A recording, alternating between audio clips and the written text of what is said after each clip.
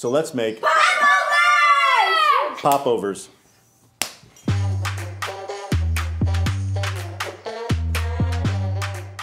Hey, Slade here, and I'm so excited. We're gonna make Orange Dreamsicle Popovers. If you know what popovers are, it's so simple. It's just milk, flour, eggs, and salt. That's all you need. But today we're gonna make Orange Dreamsicle ones. And so we're gonna add sugar and vanilla and some fresh orange zest, and these are gonna be amazing.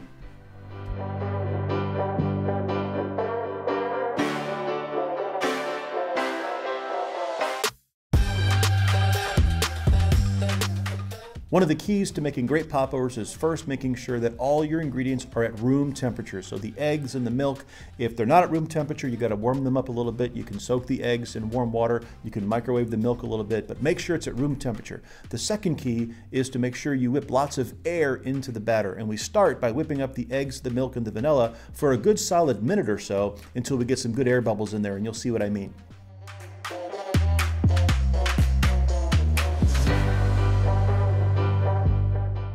And once we've whipped up our wet ingredients, now it's time to add all the dry ingredients. So we're gonna put in the flour, the sugar, the salt, and the orange zest. And then we're gonna try to make that about the consistency of heavy cream with a few lumps in it. I think that's a good way to describe it.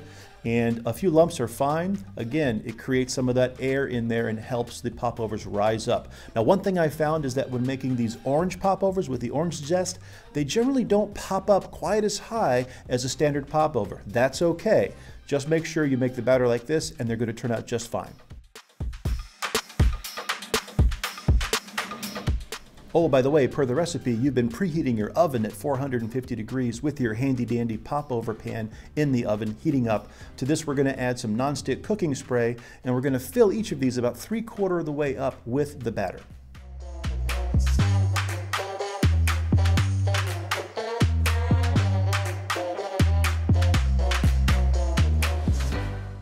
Now into the oven, these are going to go for about 15 minutes at that 450, at which time you're going to reduce the heat to 350 and cook it for another 15 to possibly 20 minutes.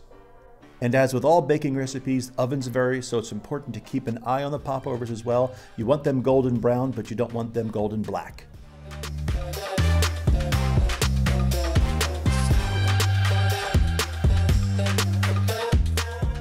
Now, one way we're going to make sure that these orange popovers are actually Orange Dreamsicle popovers is by making vanilla butter. Now, this would have worked better if I had let the butter sit out for a while, but this was pretty much straight from the fridge, so it is going to take a little more elbow grease, but we basically added powdered sugar to the butter, and we're going to cream that butter up, and then we're going to add some vanilla extract to the butter as well, incorporate that as best we can, pack it up into a butter dish, put it in the fridge, and save it for when our popovers are ready.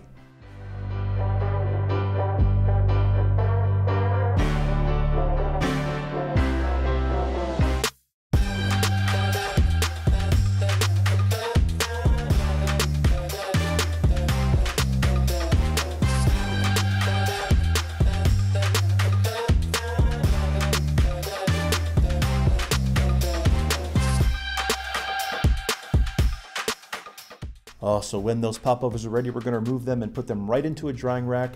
You can slit them a little bit to let some of the steam escape if you like. I just like to cut them up and serve them as soon as I can.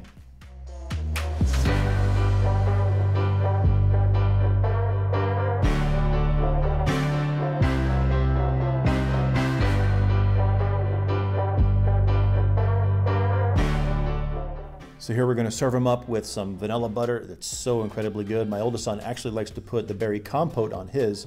No matter how you like them, I hope you make them and I hope you enjoy them. As always, have a great day and enjoy.